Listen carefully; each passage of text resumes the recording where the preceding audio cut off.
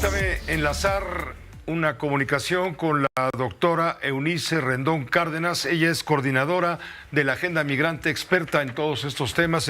Doctora Eunice, muchas gracias por aceptar nuevamente la invitación. Muy buenas tardes. Hola, buenas tardes, José, ¿cómo estás? Bien, gracias, Eunice. Bueno, hemos intentado hacer un diagnóstico, un panorama muy general de la urgencia inmediata en torno a este problema. Seguramente escuchaste algo. Aquí lo que nos interesa más que lo inmediato es el fondo. ¿Cuál es tu observación, tu diagnóstico y dónde estaría la salida a esta crisis en lo inmediato y a mediano plazo, según tu opinión, Eunice?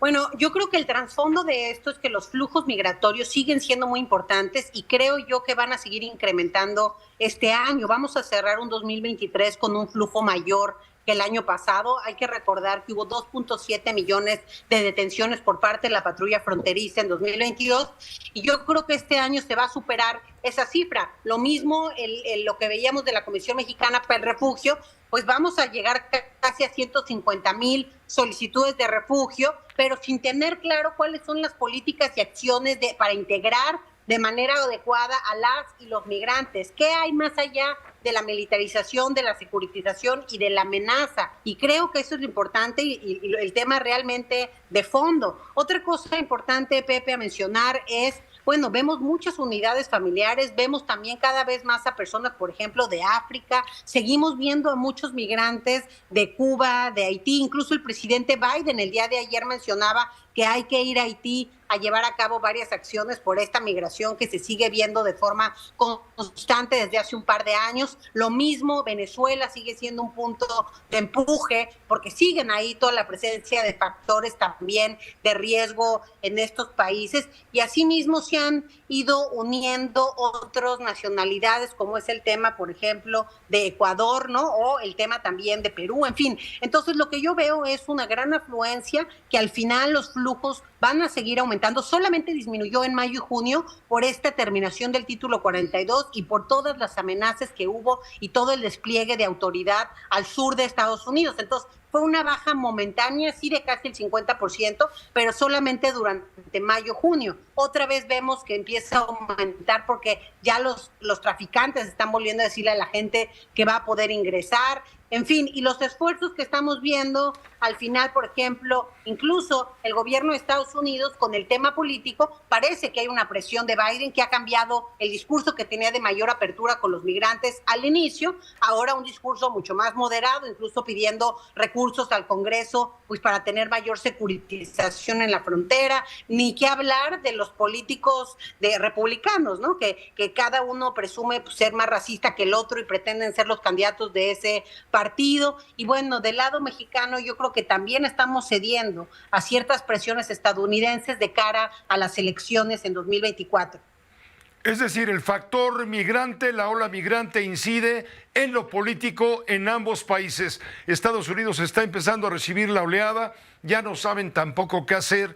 Hoy comentábamos hace un momento una oleada migrante que cruzó el río Bravo, el río Grande le llaman allá, allá en el estado de Coahuila, hacia el estado de Texas, Eagle Pass, toda esa zona, y los policías de la patrulla fronteriza se vieron obligados a confinar a estos migrantes de todas las nacionalidades que tú mencionas, abajo de un puente internacional. No saben ya qué hacer con el problema. En este momento la solución inmediata sería ¿qué? Decirle a la institución nacional vinculada con el tema, abrir más oficinas para evitar esta aglomeración de solicitantes, dejar un poco la burocracia de lado, ponerle más énfasis para que esto fluya de mayor manera, porque se está empezando vamos, en una crisis donde se está faltando el respeto a los derechos humanos.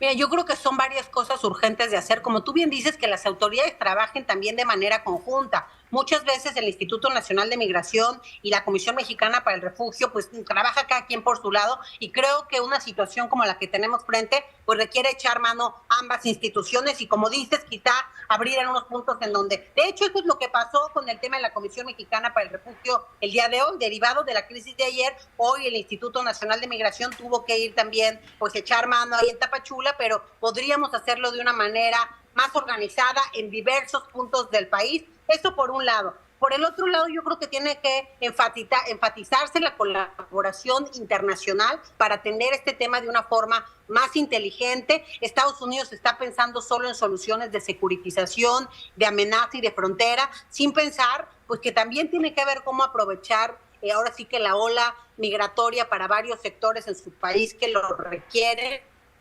Y bueno, también pensando que muchas de las personas van a reencontrarse con sus familias. Otra cosa importante es atender también estas causas. De hecho, muchos de los migrantes ya no se van por la necesidad económica y la falta de oportunidades, sino por temas de inseguridad, por el riesgo a perder la vida, por amenazas de muerte, y por ello es que vemos unidades familiares completas migrantes. Entonces, también hay que trabajar todo ese tema de manera urgente, particularmente en algunos puntos de la región y en México, porque hay que recordar también, Pepe, que México durante una década pues no era un país realmente de llegar a Estados Unidos, es decir, se hablaba de una migración tasa cero, eran más los migrantes que regresaban que los que se iban, y a partir de mediados de 2020 a la fecha otra vez hay una migración mexicana muy importante. El año pasado cerramos, según las cifras de la patrulla fronteriza, con 850,000 mexicanos detenidos por esta autoridad, siendo el primer lugar, o sea, por arriba de los haitianos, de los cubanos, de los venezolanos, está México y después estas otras